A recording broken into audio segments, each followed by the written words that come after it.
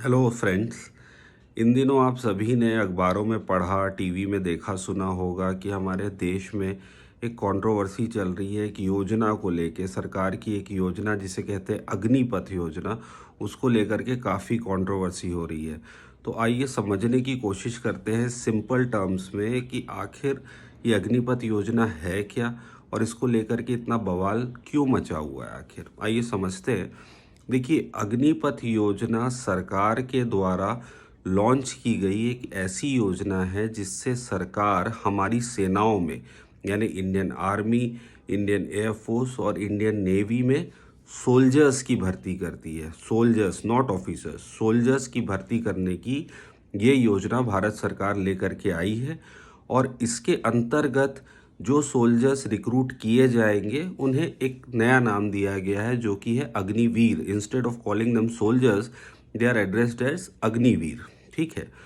अब हो क्या रहा है कि इस योजना में पहले हम ये समझने की कोशिश करते हैं कि इस योजना में और जो एग्जिस्टिंग सोल्जर रिक्रूटमेंट स्कीम थी उन दोनों में फ़र्क क्या है, उसी को लेकर के विवाद हो रहा है। दरअसल देखिए, पहले क्या होता था कि सोल्जर्स की भर्ती के लिए पहली बात है कि यंग लड़के जाते थे और सोल्जर्स की भर्ती के लिए उन्हें कुछ अटेम्प्ट्स मिला करते थे। 23 से 25 साल तक उनके पास एज होती थी। उसके बाद में वह जा करके, जब वो आर्मी का जो क्राइटेरिया होता था भर्ती का, वो क्लियर करते थे और फिर उनकी सेना में भर्ती हो जाती थी। और नॉर्मली वो काफ़ी यंग एज में जाते थे, 18 साल के बाद से ही लगभग, और 36 साल तक वो वहाँ पे सर्विस देते थे। 36 साल एक नॉर्मल सिपाही को रखा जाता है आर्मी के अंदर में, तब तक उसे कॉम्बैट फिट माना जाता है। अब उसके बाद ये होता था कि उनकी रिटायरमेंट हो जाती थी आर्मी से। रिटायरमेंट होने के बाद में उन्हें आर्मी से बाकायदा पेंशन मिलती थी। साथ में बहुत सारे उन्हें जॉब कोटाज मिलते थे। पेट्रोल पंप के लिए अगर अप्लाई करना चाहे वो होता था। सरकारी बैंकों में एज ए गार्ड वो अगर डिप्लॉय होना चाहे तो वो होता था, और साथ में उन्हें पेंशन भी मिलती थी। तो ये एक नॉर्मल ढर्रा जो अभी तक चला आ रहा था। अब अग्निपथ योजना ऐसी योजना है जिसने पुरानी भर्ती की स्कीम को टोटली चेंज कर दिया है। अग्निपथ योजना के अंतर्गत 17.5 साल की उम्र से लेकर के 21 साल तक के ही लोग अप्लाई कर सकेंगे सोल्जर भर्ती के लिए। उसके बाद ये होगा कि जब उनका रिक्रूटमेंट इस योजना के अंतर्गत होगा तो वह भारतीय सेना, एयरफोर्स या फिर नेवी में सिर्फ 4 साल की सेवा देंगे, ओनली 4 years।